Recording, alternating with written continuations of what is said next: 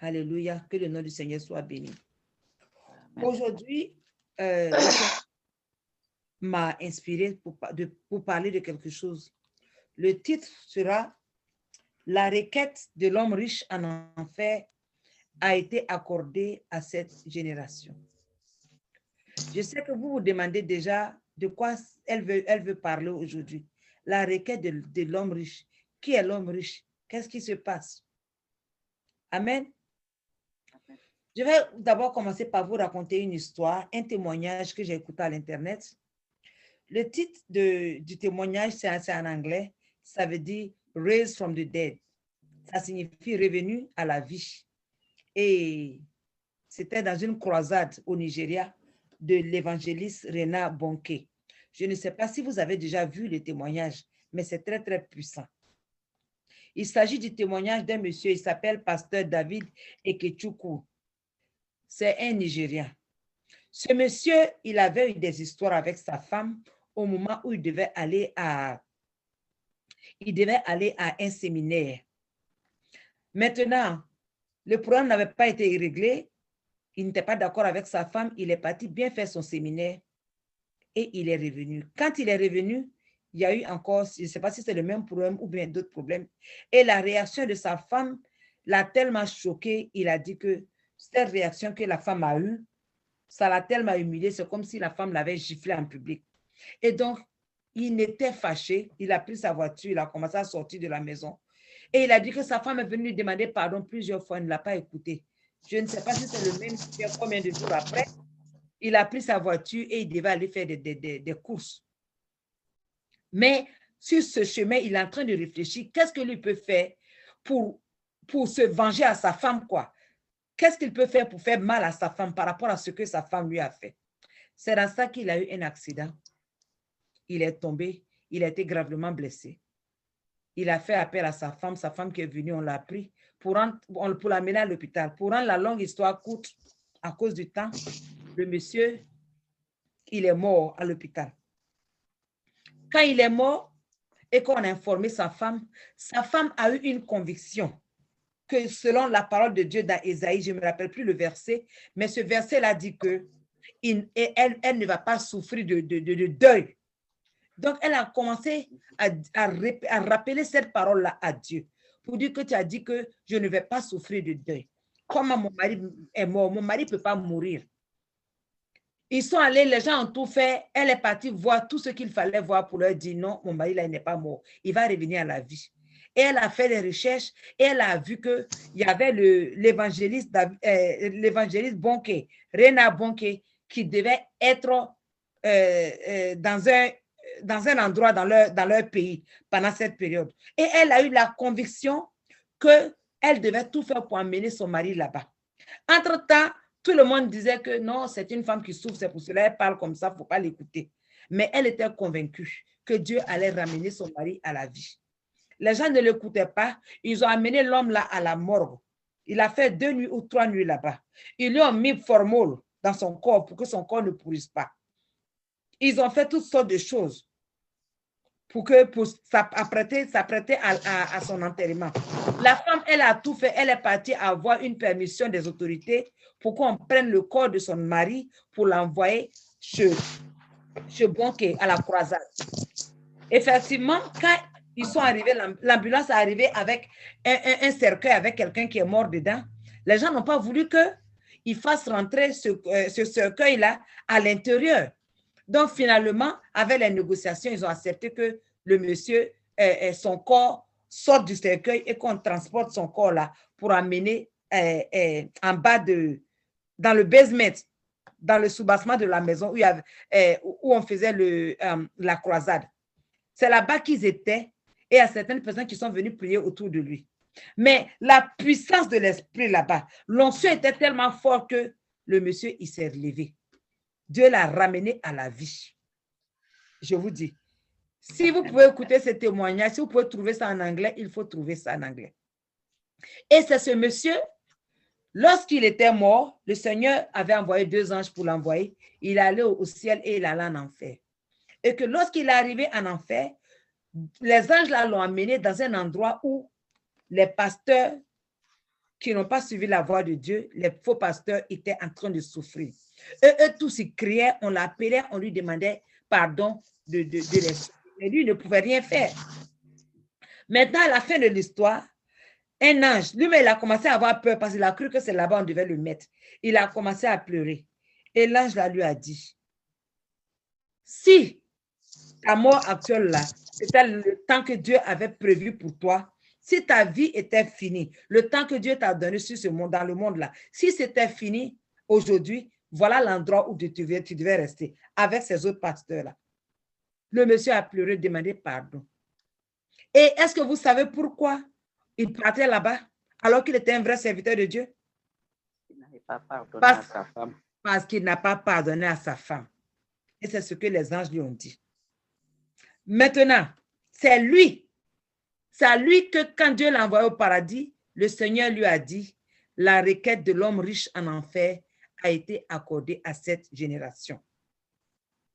C'est lui qui est venu avec cette phrase qui m'a touchée. J'ai écouté son témoignage.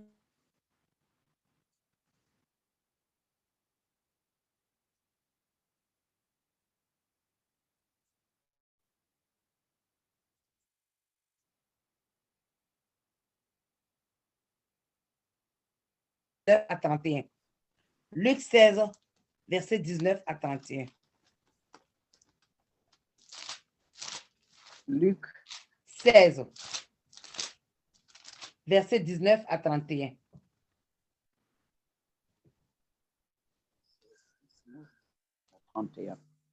Amen. Je lis au nom de Jésus-Christ. Il y avait un homme riche qui était vêtu de pourpre et de fin lin et qui chaque jour menait joyeuse et brillante vie. Un pauvre, nommé Lazare, était couché à sa porte, couvert d'ulcères. Désireux de se rassasier des miettes, et même les chiens venaient encore lécher ses ulcères. Le pauvre mourut et il fut porté par les anges dans le sein d'Abraham. Le riche mourut aussi et il fut enseveli. Dans le séjour des morts, il leva les yeux et tandis qu'il était en proie au tourment, il vit de loin Abraham et Lazare dans son sein. Il s'écria, « Père Abraham, aie pitié de moi et envoie Lazare pour qu'il trempe le bout de son doigt dans l'eau et me rafraîchisse la langue, car je souffre cruellement dans cette flamme. » Abraham répondit, « Mon enfant, souviens-toi que tu as reçu tes biens pendant ta vie et que Lazare a eu les maux pendant la sienne. Maintenant, il est ici consolé et toi, tu souffres. D'ailleurs, il y a entre nous et vous un grand abîme, afin que ceux qui voudraient passer d'ici vers vous ou de là vers nous ne puissent le faire. » Le riche dit, « Je te prie donc, Père Abraham, d'envoyer Lazare dans la maison de mon père, car j'ai 5 frères. C'est pour qu'ils leur attestent ces choses, afin qu'ils ne viennent pas aussi dans ce lieu de tourment. » Abraham répondit, « Ils ont Moïse et les prophètes, qu'ils les écoutent. » Et il dit, « Non, Père Abraham, mais si quelqu'un des morts va vers eux, ils se repentiront. » Et Abraham lui dit, « S'ils n'écoutent pas Moïse et les prophètes, ils ne se laisseront pas persuader quand même quelqu'un des morts ressusciterait. » Amen, amen, amen. Donc, vous avez vu que maintenant, selon ce texte-là, la requête de l'homme riche, la requête que l'homme riche a faite à Moïse, c'était quoi? À Abraham, c'était quoi? C'était dans le verset 27-28. Est-ce que nous pouvons voir ça? C'était d'envoyer quelqu'un de là-haut pour informer ses frères, ses 5 frères, que l'enfer existe, afin qu'ils changent leur comportement, n'est-ce pas? Oui. Amen. Donc, on n'a pas plus besoin de lire versets 27 et 28. Maintenant, quelle a été la réponse d'Abraham? C'est le verset 29.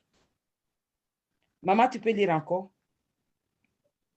Le verset 29.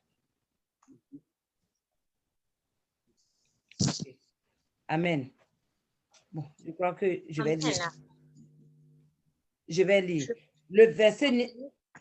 Oui, bien sûr que tu peux. Je peux? Bien sûr. D'accord. Je lis le nom puissant de Jésus. Abraham lui répondit, ils ont Moïse et les prophètes qui les écoutent. Amen. Amen. Maintenant, quand cela s'est passé, le riche a encore plaidoyé, n'est-ce pas? Dans le verset 30. Vous pouvez lire le verset 30. Oui. Il a plaidoyé un peu en disant, non, Père. Non, Non, Père Abraham. Yes. Il dit, mais si quelqu'un des morts va vers eux, ils se repentiront. Qu'est-ce qu'il veut dire par là? Oui, les prophètes étaient là. Moïse est là, les prophètes étaient là. Moi aussi, j'étais là-bas avec eux, mais je n'ai pas écouté. Donc, probablement, mes frères aussi, ils n'écoutent pas à cause de cela. Mais maintenant que moi, je suis venu et que j'ai vu, même moi, mais ne me fais pas repartir. Mais je veux que mes frères là soient sauvés. Envoie quelqu'un pour les sauver. Qu'est-ce que le Seigneur a dit? Qu'est-ce qu'Abraham a dit? Il a dit non. S'ils n'écoutent pas Moïse et les prophètes, ils ne se laisseront pas persuader. Même si quelqu'un des morts ressuscitait. N'est-ce pas? Amen. Yes. Et ça, c'était la réponse finale d'Abraham. Même si quelqu'un ressuscitait des morts, la personne là, les gens n'allaient pas, les frères là n'allaient pas écouter. N'est-ce pas? Donc, quelle est donc la requête? La requête que l'homme riche a demandé, c'était en fait à Dieu, c'était quoi? D'envoyer quelqu'un des morts pour avertir le peuple que l'enfer existe. En fait, afin que le peuple change de comportement pour ne pas aller là-bas. Amen. Mais selon le témoignage de David Ekechukwu, le pasteur David Ekechukwu, cette requête-là que le Seigneur a refusée à l'homme riche, à notre génération, le Seigneur a accepté. Il a accordé cela. Dieu de grâce, merci Seigneur. Le Seigneur m'a mis en cœur de parler de cette histoire parce que, vous savez, depuis les années 2000, on voit un grand nombre de personnes qui viennent ouvertement, publiquement maintenant parler d'expériences qu'ils ont eues, d'expériences de l'enfer et du ciel, n'est-ce pas? Oui. Vous pouvez voir que ces expériences-là, ça remplit les réseaux sociaux. Il y en a plusieurs. Il y a des milliers, des millions de personnes qui écoutent ces choses-là désormais à l'Internet, n'est-ce pas?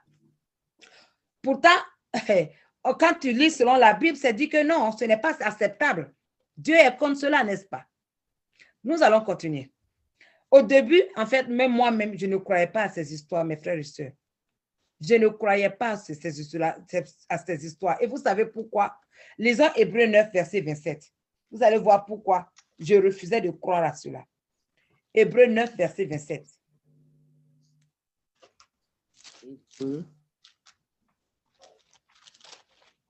Hébreux 9, verset 27. Yes. Je lis au nom de Jésus-Christ. Amen. Yes. Et comme il est réservé aux hommes de mourir une seule fois, après quoi vient le jugement. Amen. Amen. Donc, la parole nous dit ici que l'homme meurt une seule fois. Après quoi, c'est le jugement. Ce n'est pas possible que l'homme revienne. Pas plus de ce jugement-là, ce n'est pas nous qui faisons, c'est Dieu qui fait ce jugement, n'est-ce pas? Donc, à cause de ça, je me basais sur ça, je dis non, ce n'est pas possible. Maintenant, il y a une autre raison pour laquelle je doutais de ce témoignage. Nous allons lire Matthieu 24, verset 24, pour voir pourquoi je refusais de croire, d'accepter cela. Matthieu 24, verset 24. Yes, Matthieu 24, verset 24. Je lis au nom de Jésus-Christ.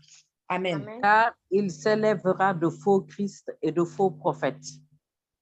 Ils feront de grands prodiges et des miracles au point de séduire, s'il était possible, même les élus. Amen.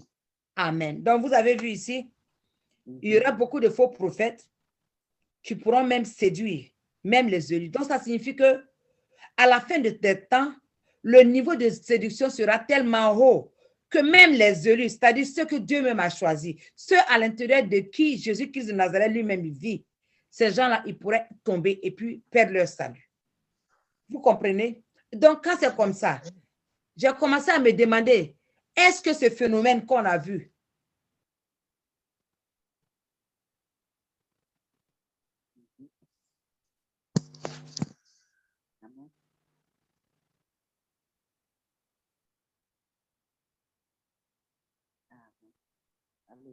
enfants de Dieu, mes frères et sœurs, c'est possible.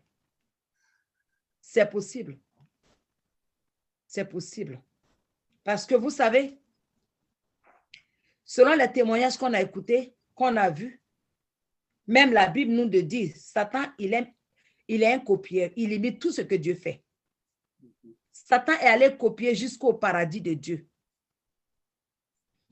Et il est capable de faire mourir certains de ses serviteurs ici, les amener là-bas, et puis ils vont trouver cet endroit tellement beau qu'ils vont croire que c'est le paradis, et puis après, il va leur donner la vie. Satan a son propre Jésus. Il a ses propres anges qui ont le nom des anges de Dieu. Est-ce que vous savez ça? Oui. Ah. Et je vous ai déjà raconté un moment où moi-même, dans ma vie, le Seigneur m'a montré une image dans une vision très, très claire où Satan cherchait à séduire ma fille quand elle était encore très petite. Il vient quand elle est encore très petite pour chercher à la séduire. Viens chez moi, viens avec moi. Je vais te donner ci, je vais te donner ça, tu auras tout. Le Seigneur a fait la grâce de me montrer cela. Et Satan, dans cette vision, il s'est présenté. Et il lui a dit, elle n'a qu'à venir pour venir dans son paradis. Et elle lui a dit, paradis, toi, tu es Satan. C'est l'enfer que tu as. Il dit, oui, mais on parle de l'enfer, c'est vrai, mais l'enfer, là, il y a, le feu, là, ça ne brûle pas. C'est avec moi qu'il y a le paradis. Et puis, au lieu d'appeler, il ne peut pas appeler Jésus par son nom, non? Donc, il avait dit, ce faible-là, il vous manque quand il dit qu'il a un paradis, il n'en a pas, c'est moi seul qui ai le paradis. Moi-même, j'ai vu ça, mes frères et sœurs. C'est pour ça que je sais, je ne suis pas encore allé, je ne suis pas allé là-bas, je n'irai jamais là-bas au nom de Jésus, dans le paradis de Dieu. Mais j'ai la conviction que ça existe. Donc, voyez donc ce que la séduction là, peut être dans ce monde actuellement. Il y a aussi une raison pour laquelle je doutais de ces témoignages, c'est qu'il y a des femmes même qui sont des femmes Jézabel. Quand vous voyez les témoignages, elles sont carrément Jézabel.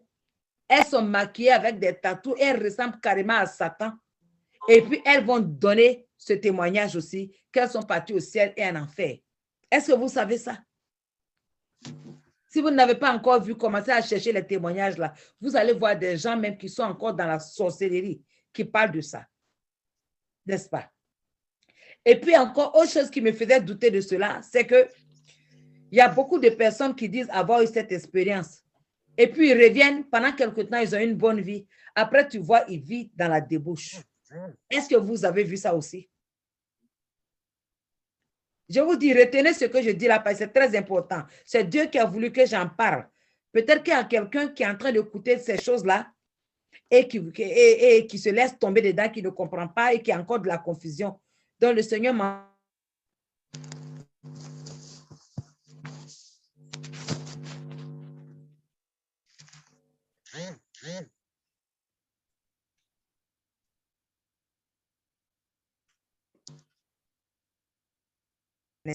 Je n'ai pas de nom avec moi, mais j'en ai vu avant. Il y avait une même qui s'appelait Sarah quelque chose là. Son témoignage m'avait tellement touché. J'ai vu ça il y a plus de 10 années de cela. Mais à ma grande surprise, aujourd'hui, je la regarde à l'Internet. Tout ce qu'elle disait, que Dieu n'aimait pas là, les maquillages là, c'est ce qu'elle-même elle fait. Donc, vous voyez, il y a beaucoup de problèmes. Maintenant aussi, il y a encore beaucoup d'expériences. Même des satanistes maintenant qui sont rentrés dans le jeu. Eux aussi, ils vont dire que non, eux, ils sont morts. Dieu les a amenés au ciel, au paradis, et Dieu les a ramenés. Il y a des satanistes qui disent ça aussi. Est-ce que vous savez ça? Il y a des satanistes qui disent cela. Alors que dans la Bible, il n'y a pas un seul sataniste que Dieu a délivré pour lui dire, va diriger mon peuple. Les gens disent souvent, oh non, l'apôtre Paul était un sataniste. Non, Paul n'était pas un satanique. sataniste. La Bible n'a jamais dit que Paul faisait des sacrifices pour tuer les gens. Paul croyait en Dieu et il partait prendre les gens pour les amener selon la loi pour les faire tuer. Mais on n'aura jamais vu assis en train de faire des amulettes ou bien faire des poisons pour donner aux gens. Les satanistes, c'est eux qui ont signé des contrats avec Satan volontairement et qui font des choses de mal. Moi, je n'ai pas vu un seul cas comme ça dans la Bible qui s'est repenti et que Dieu a dit après à la personne, viens maintenant, viens être devant mon peuple pour avoir une église. Ça, je n'ai jamais vu. Mais il y a plein d'expériences de ce genre dans le monde qui ajoutent à la confusion. Et puis maintenant, voyons quelque chose. Nous sommes dans un temps que j'appelle le temps de Joël 2, verset 28. Est-ce qu'on peut lire Joël 2, verset 28? Pour qu'on comprenne ce que le temps de Joël 2, verset 28 là signifie.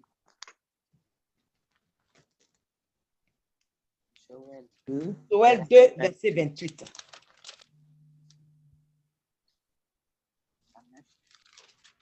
Je lis au nom de Jésus-Christ. Amen. Amen. Après cela, je répandrai mon esprit sur toute chair. Vos fils et vos filles prophétiseront. Vos vieillards auront des songes et vos jeunes gens des visions. Amen. Amen. Donc, vous voyez, ça là, ça augmente encore à la confusion. Dans le sens où ce que la parole de Dieu dit est vrai. Hein? Effectivement, nos fils et nos filles prophétisent. Nos vieillards auront des songes et nos jeunes gens ont des visions. Mais la parole n'a pas dit les fils de tout le monde. C'est les fils des vrais enfants de Dieu. C'est les vrais enfants de Dieu qui peuvent prophétiser la vérité de Dieu, qui peuvent avoir des songes sur les choses de Dieu et avoir des visions aussi, qui sont vraies. Mais mes frères et sœurs, Satan aussi a ses propres enfants qui font les mêmes choses pour pouvoir envoyer la confusion. Est-ce que vous voyez ce que je veux dire? Le niveau de la confusion est aussi haut que le niveau de la séduction est haut. Maintenant, que faut-il croire? Qui est-ce que nous devons croire? Est-ce que vous ne voyez pas que c'est confus? Il y a une grande confusion. Je remercie le Seigneur parce que lorsque les choses sont mélangées, lorsqu'il y a la confusion, lorsqu'il y a l'instabilité, nous avons la Bible. La Bible qui demeure notre seule référence. La parole de Dieu dit que notre Dieu, il est le même hier, il est le même aujourd'hui et il est le même éternellement.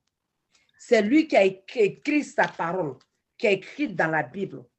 Et cette parole-là demeure éternellement. C'est la parole qui est là hier, c'est la même parole aujourd'hui, la même parole éternellement. Quels que soient tous les efforts de Satan de changer, de délier la parole de Dieu, quand tu es un vrai enfant de Dieu, l'Esprit de Dieu vient en toi et tu vois tout ce que l'ennemi a fait et tu connais la vérité malgré tout. Amen. Donc, comprenons que la parole de Dieu demeurera toujours stable et nous ne serons jamais confus si nous nous référons toujours à la parole de Dieu. Et sachant aussi que c'est par la parole de Dieu que nous allons être jugés. N'est-ce pas? Quand quelqu'un meurt, c'est par la parole de Dieu. C'est comme notre miroir. Et c'est là que le Seigneur nous juge. Donc, nous devons nous attacher à la parole de Dieu pour ne pas nous permettre de tomber dans la confusion. Parce que beaucoup de ces témoignages, il y a des faux et il y a des vrais. Maintenant, doit-on tout rejeter? Doit-on tout rejeter? Si on rejette tout ce qui se passe, on est en train de rejeter la grâce de Dieu. Doit-on tout accepter? Si on accepte tout aussi, on est dans le danger de croire à ce qui est faux et d'aller en enfer. Quelle est la solution que le Seigneur nous a donnée? Nous allons lire dans 1 Thessaloniciens 5, verset 20, verset 21. 1 Thessaloniciens 5, verset 20 et 21. Si quelqu'un peut lire ça. 20 et 21. 1 Thessaloniciens, yes. Je lis au nom de Jésus-Christ. Amen. Ne méprisez pas les prophéties. Yes. Mais examinez toutes choses, retenez ce qui est bon. Amen. Voilà. Donc, vous avez vu, la parole de Dieu nous dit ici de ne pas mépriser tout ce qui vient à nous, toutes ces visions, tous ces songes, toutes ces prophéties que nous attendons. Il a dit, ne les méprisez pas tous, mais examinez-les et prenez ce qui est bon. Mon frère, ma soeur, quand tu as l'Esprit de Dieu en toi, c'est le sceau de Dieu qui est en toi. L'Esprit de Dieu respire en toi, l'Esprit de Dieu parle en toi. Lorsque tu écoutes un témoignage qui ne vient pas de Dieu, l'Esprit de Dieu va te convaincre. Ça, c'est pour les enfants de Dieu qui ont l'Esprit de Dieu. Autrement, il y a autre chose encore que le Seigneur nous a donné dans sa parole. N'est-ce pas? La Bible dit que comment est-ce qu'on reconnaîtra les faux prophètes? La Bible dit par leurs fruits. C'est par leurs fruits qu'on va les reconnaître.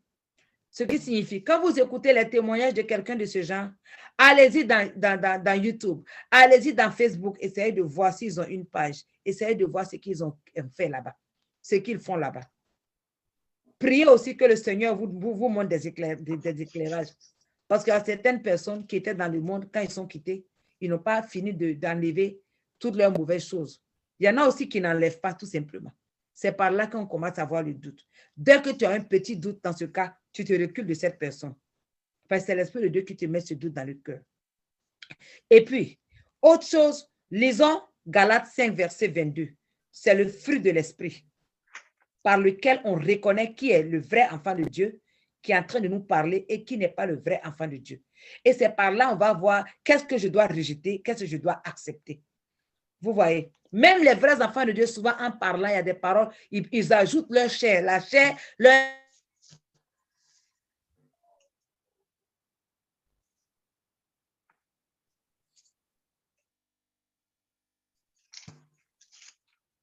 Amen.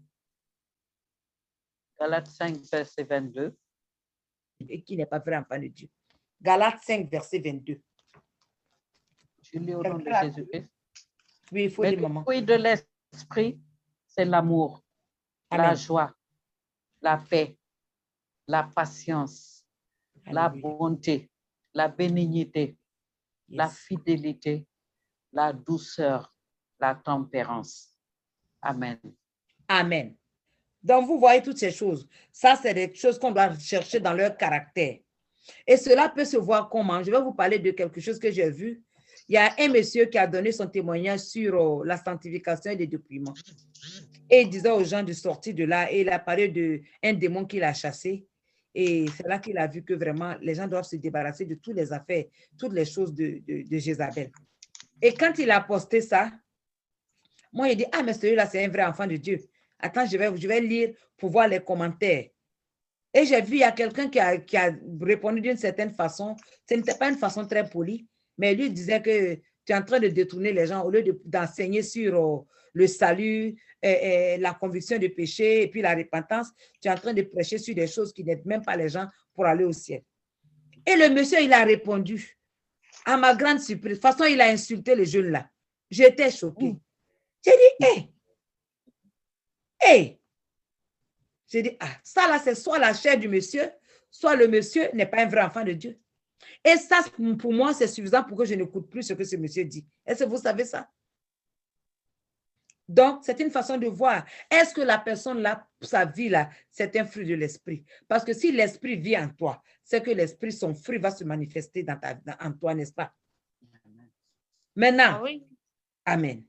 Il y a autre chose encore qu'on doit regarder. Mes frères et sœurs, c'est pour nous apprendre à juger correctement qu'on est là aujourd'hui. Autre chose qu'on doit regarder, c'est la vie de la personne. Est-ce que la personne vit une vie de sanctification? Au moins la sanctification interne. Qu'est-ce que c'est? Est-ce que la personne ne vit pas dans par exemple, deux femmes pleines de copines? Est-ce que la personne n'est pas un bandit caché? Est-ce que la personne n'est pas à l'Internet en train de voler l'argent des gens? Quand tu vois ces choses-là, tu sais que même si la personne vient parler de Jésus, là, tu dois douter de cette personne. Vous voyez, ça, c'est déjà une chose. Maintenant, deuxième chose, est-ce que la personne, si c'est une femme, même un garçon aussi, est-ce que la personne vit une vie de dépouillement? Est-ce que la personne vit une vie de dépouillement? Parce qu'actuellement, on n'a aucun doute que Dieu veut que nous soyons dépouillés. Il y a plein d'expérimentations, il y a plein d'expériences, il y a plein de versets bibliques. Je vous ai déjà donné un cours sur cela et je vais revenir d'ailleurs sur le dépouillement pour que les frères et sœurs comprennent. Est-ce que cette personne qui vous parle là est remplie de maquillage? Est-ce que la personne porte des bijoux? Est-ce que la personne porte des habits serrés?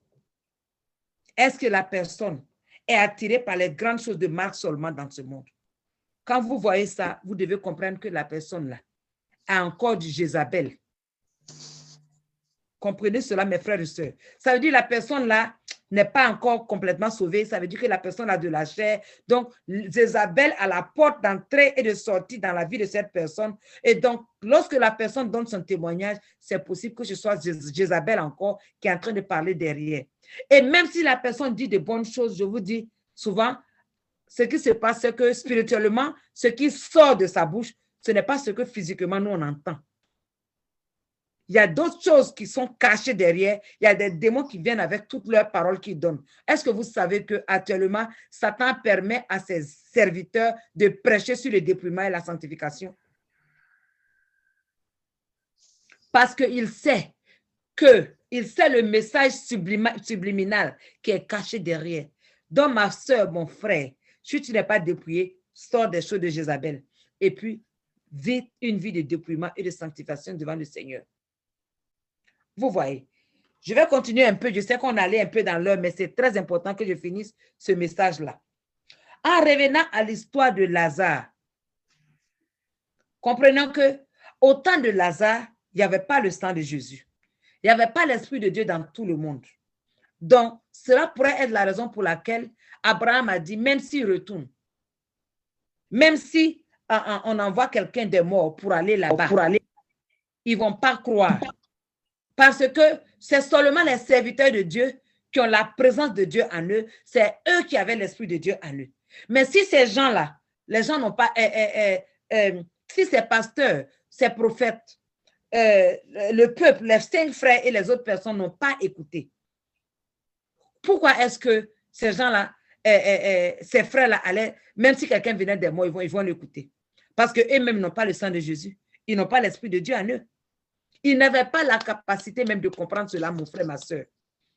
C'est pour cela qu'Abraham a répondu de la sorte. Mais aujourd'hui, où je vous parle, je crois que le Seigneur a accordé cette requête de l'homme riche en enfer.